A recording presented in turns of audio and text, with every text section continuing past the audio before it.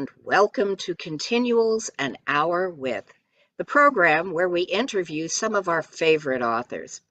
Today's featured author is R. Virdi, whose book, The First Binding, is going to be a lead title from Tor in August of this year. Welcome, Ronnie. Hey, thanks for having me. We're thrilled. Anyway, when did you first know that you wanted to be a writer? God, it feels so long ago now. It was the summer before I started college. So I just turned 18, high school had ended, and I got really frustrated at another author, traditionally published, very successful in the fantasy genre, who had just released a new novel where characters had died that we'd all loved. It's not George R. R. Martin. He makes that a style, not a. Yeah. And my best friend and I were really frustrated, and we knew nothing about writing, of course. So we were like, you can't do that in a series. Like, that's not what a real writer would do. And we took it upon ourselves to try to write our own fantasy novel. And that summer, we just started. I had no clue what we were doing. Most god-awful thing ever. I believe the novel's banned by the Geneva Convention under like the whole you can't torture people to look at and read. But the second I started, it clicked like nothing else has ever clicked with me in my life. I've never felt happier than anything else. It just felt right. And from that point, I knew I wanted to tell stories. And I just kept with it ever since then.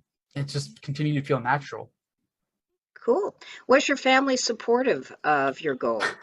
No. Very traditional South Asian family. My options were doctor, lawyer, engineer, and bonus points if I managed all three. And my dad has actually made arguments of how to do that by being my own doctor and being the lawyer for my own medical practice and being an engineer in my spare time creating medical implements. He really wished I could have done all three at times. And I don't know where I would have found the extra time in the day to do all of them, but his argument is I would have made the time. Sleep is for sissies. Is that the idea? Apparently, yeah. How did Jim Butcher contribute to your evolution as a writer? Oh, wow. So a lot of it obviously is due with he's obviously one of my favorite writers. I mean, I can easily say his favorite writer, but I don't know if that's gauche and irks other writers, but he is. I definitely grew up reading him. The Dresden Files released 2000, so I had just turned 10. My best friend, who at that time was actually more heavily a reader than me, had started the series, and he'd been like sort of trying to get me into it. And I was a little resistant at first because the way it was being pitched wasn't connecting with me. And then someone at a bookstore pitched it more for the mystery noir angle, which I had loved because my mother raised me on a lot of mystery novels and things of that nature. And I finally picked it up and I just fell in love with it. So when I finally did start writing urban fantasy, a lot of what I've been taught for natural pacing and techniques were from Jim. And then I've also put this in the first binding in the dedication that Jim actually saved my life when I was 21 because I struggled with depression and I'd gotten to a point where I wanted to cut my life short. It's the most tactful way to say it. And at a signing, I told Jim this, and he stopped in the middle of the signing and gave me a very personal, encouraging talk about where I could have gone with my career if I had stuck to it. And he told me that one day I could be where he was at. Maybe I'd panel with him one day. Maybe I'd be signing books next to him. Maybe I'd be in an anthology with him, be up for awards with him, and so many other things. And many of those have all happened. I've been up for awards with him in the same category. I've been in a few anthologies with him now, including Heroic Hearts this year, which debuted on the USA Today bestseller list. He's blurred my books. So many of the things he told me that could happen have happened. So great. That's wonderful. You mentioned one of your early efforts, novel writing. So I assume there were more than one because we all do that. How many trunk novels had you finished before starting Gravesite, your first published novel? God, let's see. I published Grave Beginnings in 2013 December. I think by then I'd written, and I had to finish all of them because I had finished a few. They were god awful though, but four full-length novels that were just terrible, and I wasn't happy with them. A few are actually serviceable when I go back and look at them. I wouldn't be happy with the prose where I'm at now, but in terms of structure, they were actually solid. I could see myself improving, but they weren't stories I wanted to tell and publish. They were, I think, me still trying to find the voice I really wanted to go with, and I settled with urban fantasy for Grave Beginnings and got that one out. Mm-hmm. And basically that fed into not only your love of urban fantasy, but the fact that the noir, the mysteries. What were you reading, on in those in that terms? Because I have a theory about popular writers as to who they read in mysteries. Um, well, mystery specifically, I grew up on the Robert Parker Spencer series. Hmm. Even before I read Dresden, and I later learned that was also an influence for Jim, which makes a lot of sense because again, my love for mystery as well as horror actually comes from my mother, who was a reader, but she didn't read traditional genre fiction like science fiction, fantasy. She read more like horror, mystery, detective novels, things of that nature. So I grew up with some of those, and I started reading them. And when I got into Dresden and earlier urban fantasy, I noticed the connection. And I went back to reading more of them as I was going forward. But at the time of publishing Great Beginnings, I was doing most heavily rereads of Dresden Files because I felt like that was the most natural voice that I resonated with, as well as obviously being so influential with me growing up. And part of the series was obviously a love letter to that. I have many references within the Grave Report, specifically to Jim Butcher's works, because of how influential both he and his works have been to me. Hmm. Hmm. We discussed this a few years ago, but the Dresden Files isn't the only influence on the structure and the concept of of Gravesite and the Grave Report. Could you tell our viewers a little bit about, how you came to have the concept of for the Grave Report? Because it it also plays into your love of certain TV shows. Yes. Uh, so flat out, it is definitely also a love letter and inspired by the old television show Quantum Leap, which was re-airing, I believe, on basic cable when I was a child, and it definitely left a mark on me. And when we were conceptualizing the series, my best friend and I were just talking back and forth, and he brought up Quantum Leap. I was like, "Oh God, yeah, that'd be awesome!" But we can't do the sci-fi element in urban fantasy, and I wouldn't want to. So we came up with more of like what is a more magical or numinous concept that works in urban fantasy. We went for the spiritual aspect of a soul. So Vincent, instead of like being someone's consciousness being beamed through technology into other people's bodies, is a disembodied soul waking up in the bodies of other people to solve whatever murdered them. And it was definitely that. And the other aspect that came up, which I don't believe we talked about, is the Grave Report was originally supposed to be a thriller, not urban fantasy, at least for the name. This urban fantasy would have had a different name at a different time, and that came from the TV show Burn Notice, which Mhm. is why in the Grey Report you eventually see Vincent has monologues talking about little tips and tricks he picks from other people, and that was inspired by Michael Weston's monologuing of different tricks he does throughout the series. But originally that title was going to go to a thriller series, and then the Grey Report I didn't have a name for, and I was like, well, this would just sound way better working with this urban fantasy and incorporating even the thriller aspects and the cool Michael Weston first person monologues about how you can use different pieces of tidbits to jerry rig cool tricks. And they all sort of folded up into this urban fantasy detective noir thriller that's also quantum leapy. So, talking about you and your friend discussing conceptualizing. So, what came first, the characters and an idea of the plot or the concept? Do you start with a concept or do you start with characters or? It actually differs from series to series. With the Grey Report specifically, I didn't have the character. I had an opening scene of him breaking his way out of the coffin, which is how the first book works, and escaping it. And at the time, I had seen someone. You know how there's oh god, they're not Discovery, but they're like similar in the channel. They do serial killer documentaries, but they also do things of like they'll bring in special forces soldiers to show you how to escape certain situations. And one of them was talking about how to use a broken watch to actually break his way out of a coffin, and it didn't seem feasible, but he showed how and talk about the damage your hand would sustain. But physically, most coffins are pretty cheaply made on the inside. Um, and he just talked his way out of that. And I'm like, that's such a cool scene. I'd like to do something like that. And we had the scene, and then we conceptualized the idea. And then from there, we were like, well, what kind of character would it take to do this? And there was another interview I watched at the time, and it was Jackie Chan describing how he created his persona as sort of being the lovable, comedic kung fu guy that everybody could beat up in a fight.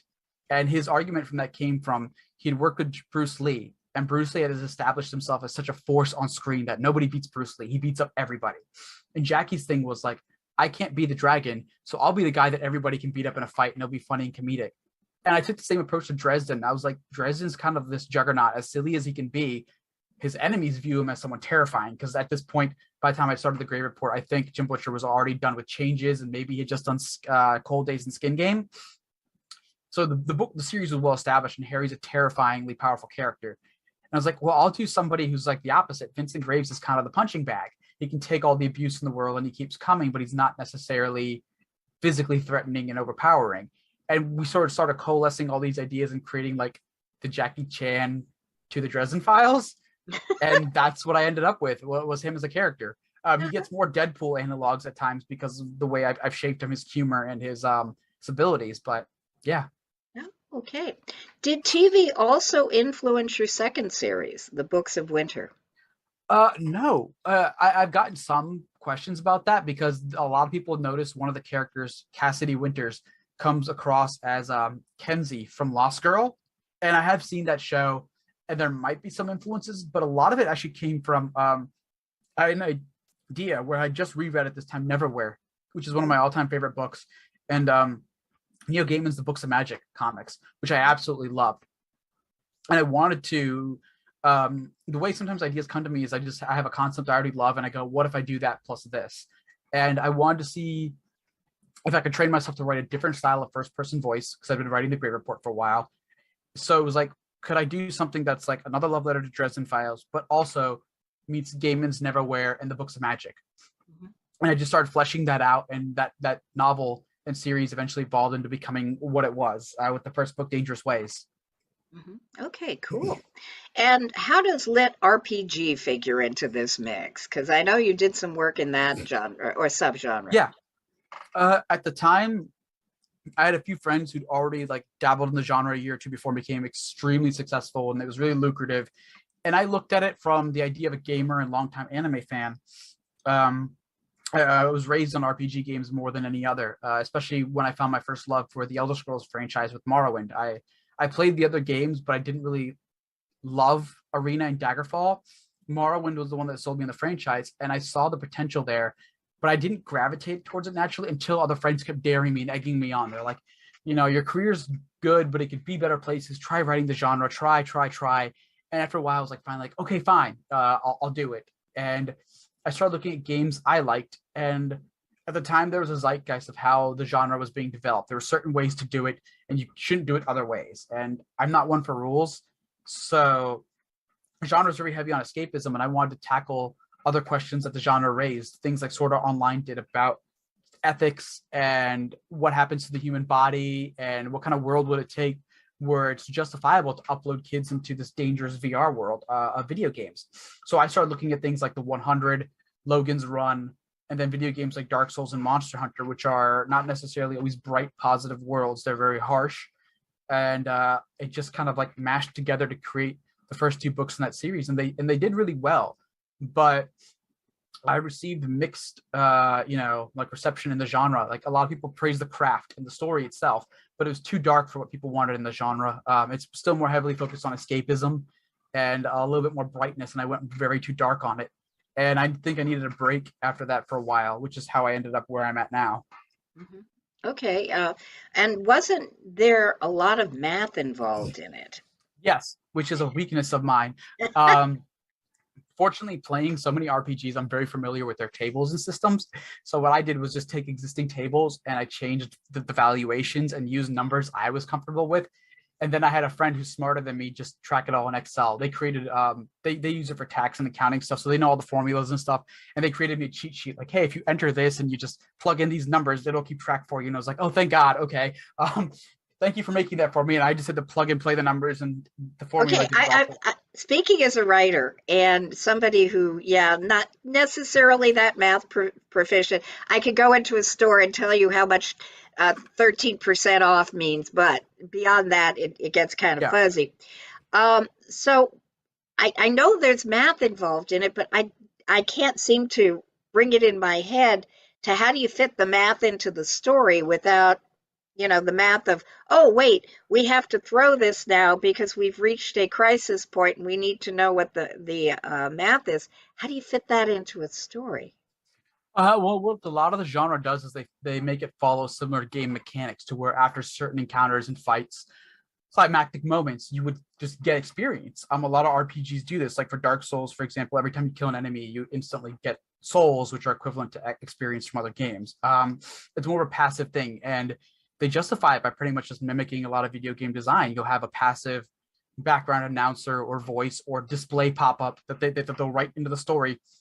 confirming both the character and therefore the audience what just happened, whatever transaction it was, whether it's money spent or gained, experience, if you loot a body, what items, and they display them as pop-ups, usually using, like in Microsoft Word, not dialogue box, but I forgot, you can draw borders around certain text and stuff, and it gives it the image of like a pop-up box visually. There's still a lot of small visual tricks that writers will use to make it seem the same way as you might see it in a video game as a pop-up. I did not necessarily find it super enjoyable. I believe in times it breaks the narrative flow, but at the same time, that's sort of part of this genre inherently. So I think for this genre, it absolutely works. It's part of the promise you're set to receive. So here it's excusable. And then some other maybe fantasy novels, if someone would ever do that, I don't know. I think it'd be a mixed bag. I think some people who've read lit RPG and love it would easily adapt to it. I think it might throw some other readers off. I think it's just, it's one of those 50-50. It sounds almost like the way footnotes work in Doctor Strange and Mr. Norrell, because these little side notes that they are themselves a feature, not a bug Yes. of the narrative. So yeah, did it influence you the way you approach fiction, or did it have any Yes. effect at all? Okay, how? Believe it or not, because the first binding is a frame narrative and it's not told linearly. The first book, Goblin King, was where I first experimented with the past-present story. The beginning of the novel takes place way later, closer to a climactic scene, and the chapter ends with the character wondering, pretty much like the whole "how did I get here" moment, what went wrong, and then it's the entire past narrative story leading up to that point. And this is also the first novel where I actually felt comfortable experimenting with songs and music, because I've always had a love for it. And I've written poetry and dabbled with songwriting ever since I was a teenager, but I never included it in my novels until here. This is the first novels where I experimented with roving culture bands of like musicians, for example. So I had songs in there, and it felt very natural, and it was more fun to me than a lot of traditional lit RPGs that maybe don't make room for music and stuff, because some of my favorite video games have more than just the core story, and they have more than just the fighting and video game mechanics. They have smaller moments of ambiances and characters that add to the world and the culture in other ways. And I felt music would be a great tool for that. And it plays a much heavier role in the first binding. So getting the confidence to do it there with lit RPG first made me feel a lot better about including way more music, expanding on that kind of stuff in the first binding in the Tales of Tremaine series. Oh, cool. Around the time of our last conversation, you'd been nominated for a Nebula for Messengers, the military science fiction novelette you wrote. That was a collaboration with someone from Sri Lanka. Yep. How the heck did that come about? So the author, Yudhanjaya Wijaratne, is like a brother to me now.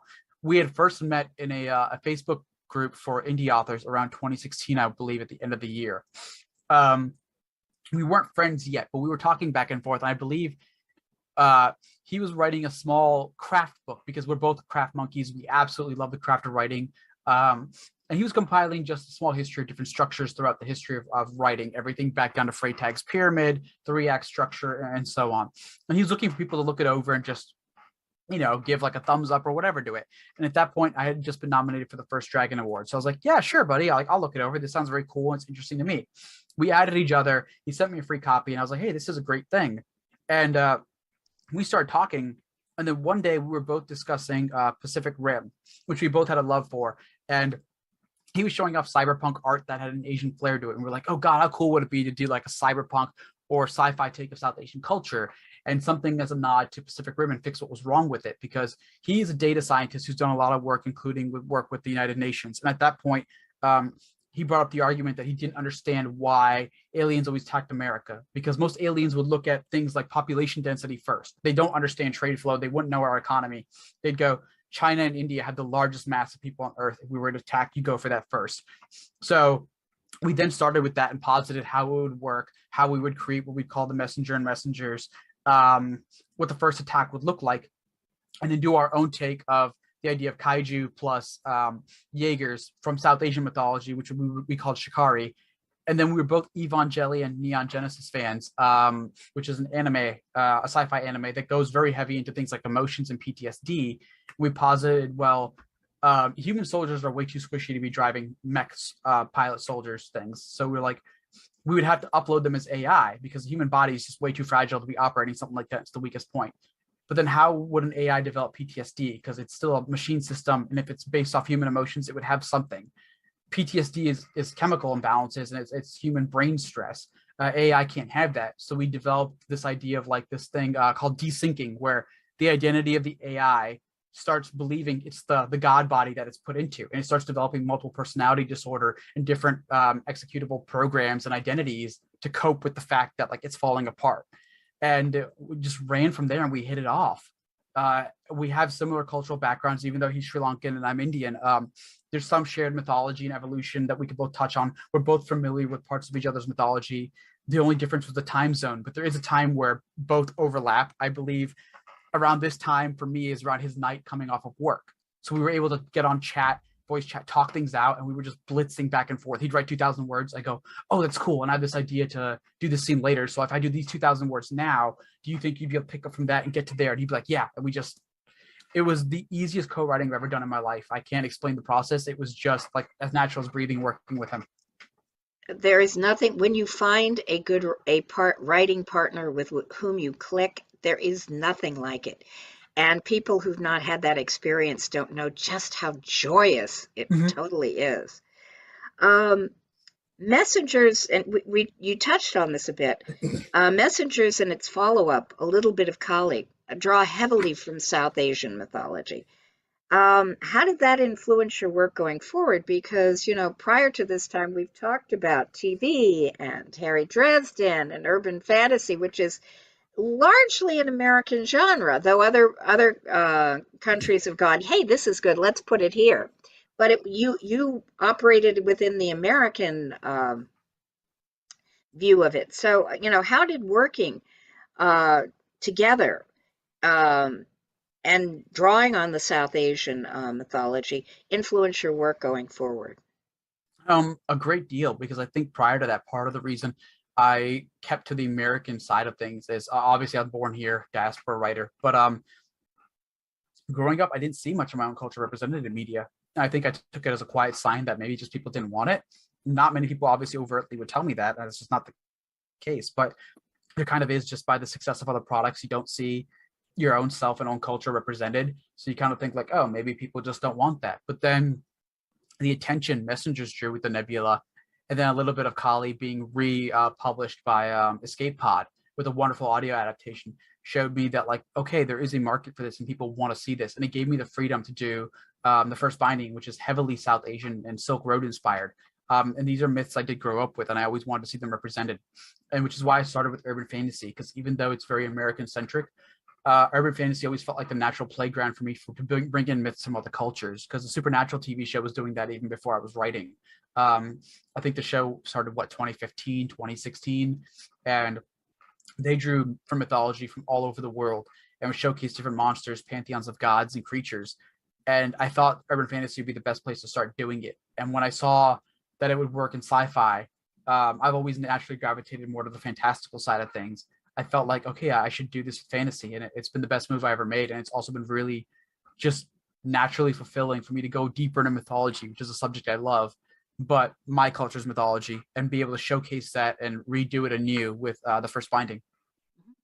Very cool. I always figure that, America is a good place, or the United States, Canada, are good places to bring in other mythologies because even though we don't always admit it, we are a bunch of immigrants.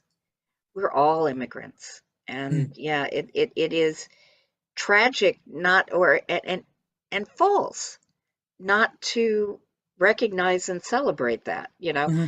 But I've always been fascinated by Indian mythology, but it is so vast Yeah. that don't and I wouldn't know where to begin. I want to read about it, but I wouldn't know where to begin as a writer to explore it.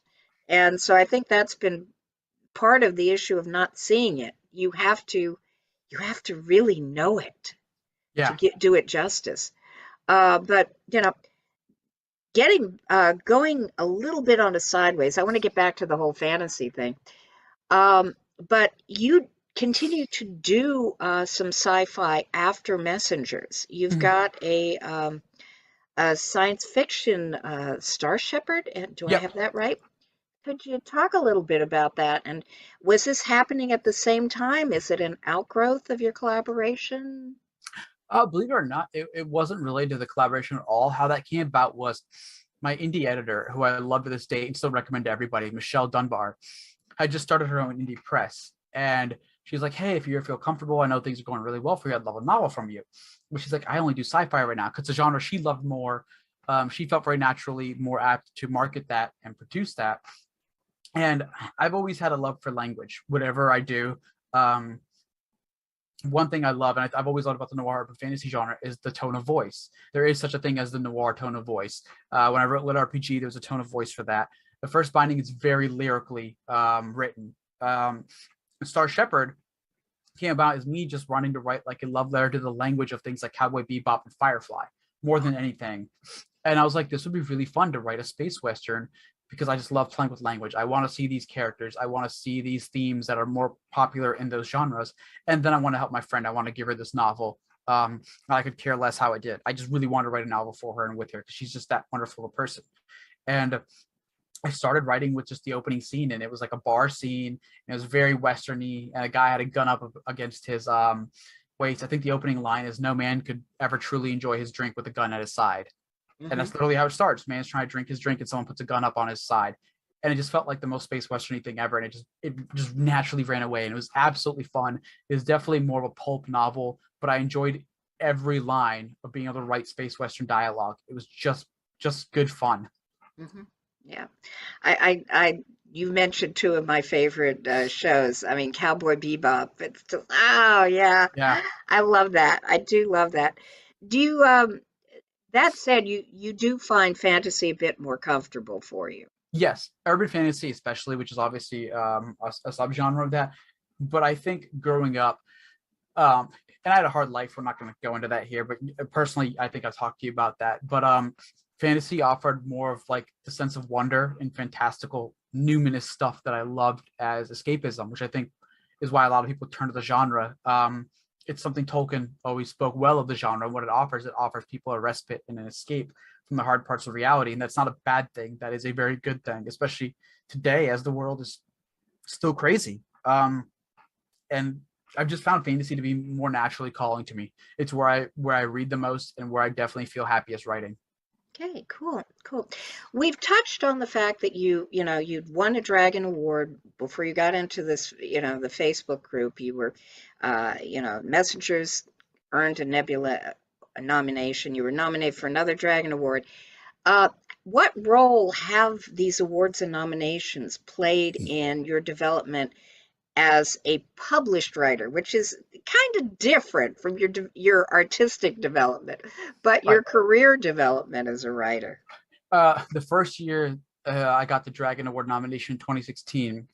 Um, there was obviously the personal joy of it because it was with Jim Butcher.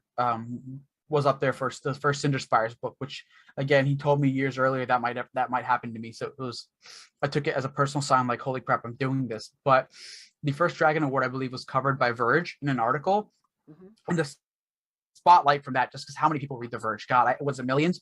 It instantly blew up my profile. My sales exploded, maybe 10 times overnight. I was earning a full-time living from 2 books. Because the spotlight the Verge brought onto the Grave Report as a product of that.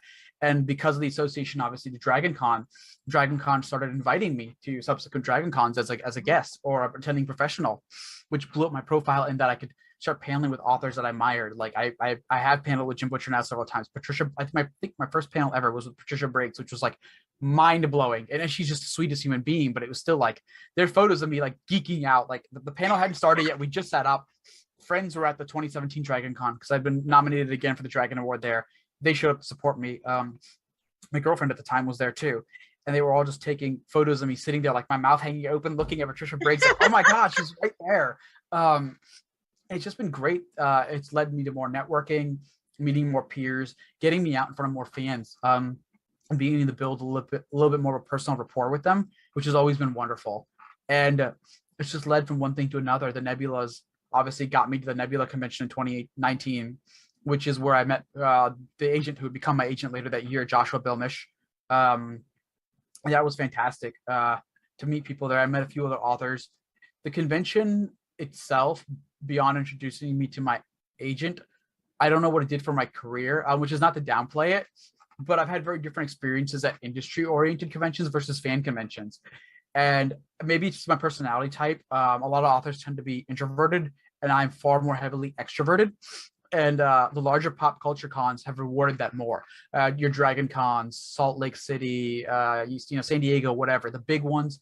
I naturally just bump into people left and right, and so many crazy things out of dreams happen there because I can just get along with anybody, and I could talk perfectly fine to anybody. And I kind of felt like an outsider at the smaller Nebula Con. It was very kind of hushed, quiet, small, little, private, little, tiny conversations. Everybody knew each other except for like me and my co-author Yuda that year. We barely knew anybody there. We kind of felt like strangers. Yeah. Yeah, okay. But hey, there are no wrong answers, Yeah. and everybody's experience is totally different. Um, we touched on this earlier, but let's go into it a little bit more detail. What inspired the turn, the shift to epic fantasy? You know, the big series is coming out this Yeah. August, the first binding. How did you get there from urban fantasy and sci-fi and kaiju? I think it came as a response to the last book I wrote in Lit RPG, which was Beast Queen. It won't be the permanent last. I have a goal to finish every series I start. It's just life has been weird, financial circumstances up and down. The world's been crazy since the end of 2019 to now. But where Lit RPG was at the time, like I said, wasn't receptive to a lot of people taking different creative risks and writing something as dark as I did. And now the genre's broadened more up. But at the time, I felt that as a natural rejection to like, okay, the audience isn't here really for what I want to do, and I still want to get joy out of this. Maybe I should take a break. And I was reading a lot of literary works at the time. I was rereading King Killer Chronicles by Patrick Rothfuss. I was rereading classics like The Odyssey, Gilgamesh, including Robert Silverberg's take of Gilgamesh, which I think he just called I, Gilgamesh. And then, what is it? In the Shadow of the Wind by Carlos Ruiz Zafron, which is one of the most lyrical novels I've ever read. It's beautiful. And I'd posted about like I'd love to write something like this, like a my own picaresque, following mythology I'm more comfortable with, and making it heavily lyrical, just something that people would even enjoy reading the sound of, like utterly beautiful. And a lot of people told me like I shouldn't do it, and this was a private Facebook post, that it might be too ambitious, too big, too out of the market. No one would want it. Agents wouldn't want it. And Jim Butcher actually showed up on that thread saying like, don't care about anybody else. If you really want to do it, your goal should be writing it to the best of your ability. Don't even worry about the genre classification. Don't worry about what publishers want. If you make it the best book you possibly can, it'll sell, and other people will figure out where to place it. And he was absolutely right. I chose it as an act of rebellion at the time against everyone who was like, don't do it, the market, whatever. I was like, okay, but it makes me happy. I'll do it. And I was absolutely uncompromising in it. It's a 350,000 word novel. It is massive. It's a non-linear frame narrative picaresque as well as a Bildungsroman. It's not very traditional. And that's been its biggest point of success. It sold instantly to an editor without having my agent first. And that was just off the sample. The first, I believe, 40,000 words were enough to sell the series. And then later, the following year, 2020, when I actually got the contract for it, it was enough to also get it sold internationally to Galanx in the UK. Mm-hmm. And the reception so far has been utterly just jaw-droppingly shocking. It's gotten nothing but like the most amazing positive reviews from largest reviewers, other authors, including my favorite, obviously, Jim was so kind to give the cover quote blurb for it, which was a dream come true. But yeah, I think it was more me just following my bliss as well as in the reaction to people telling me what not to do, as well as just not feeling quite at home with Lit RPG at the time where it was. Mm-hmm, mm-hmm. You said 325,000 words. I'm 50. Still stuck on that. 350,000 words. What did they do? Is it going to be all in a doorstopper, or are they breaking it up? Nope. It'll. I believe the UK might break it up. I don't know what their publication for the soft cover, the paperback, they will break it up. The US won't be, and I believe both hardcovers will still be just one volume. I believe it's 856 pages in hardcover. In mass market paperback, a smaller size, it's technically a 1,000-page book, I believe, based on what I know of word counts. But they were more than happy with it, and a lot of reviewers have absolutely loved it, including the pacing. Some of the nicest reviews have been very kind. and saying that it doesn't feel like it spins its wheels in any paces. It's perfectly placed. So Was this the thing you were struggling with when in 2019-ish when I was trying to get in touch with you?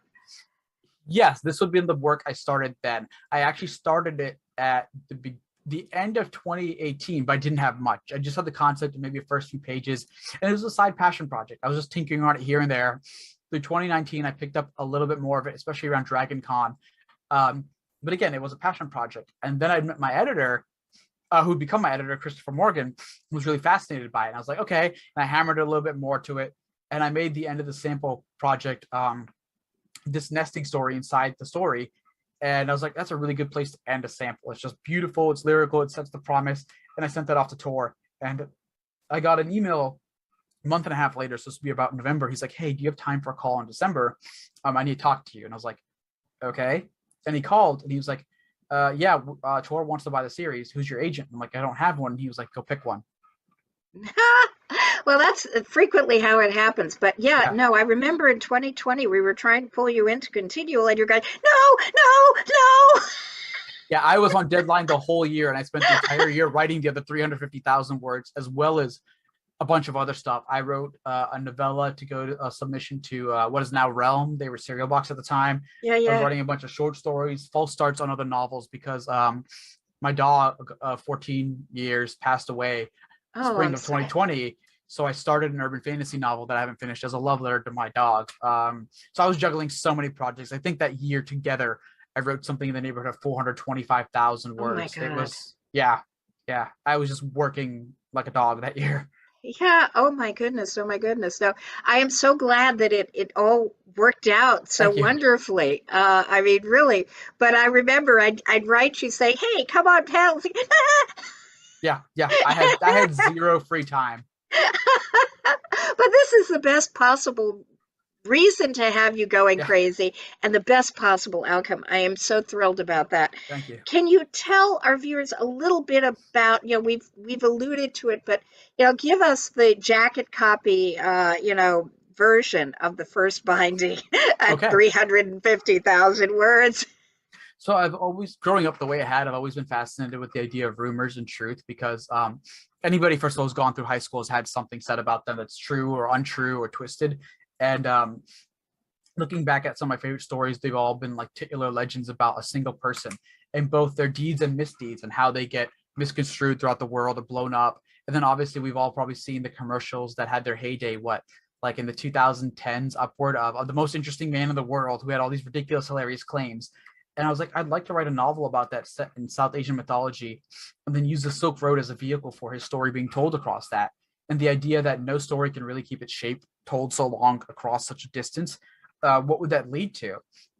And it just started coalescing and coming from there, where I started developing Ari as, in the present day, he's a famous storyteller. And one of the biggest things he's done is lie about his own story because he's trying to hide now from the sins of his past. So he's parsed off his famous legends to other people. He's created a dozen fictional heroes and villains who've all done what he's really done. And then he meets a singer on the run, and sort of as both of them trying to get to know each other and trust each other, he's talking to her and she realizes who he really is out of legend. And he finds this one person he believes is genuinely willing to listen to the truth of his story and maybe not judge him for it. So he starts telling her all of it, and it's pretty much what you would expect.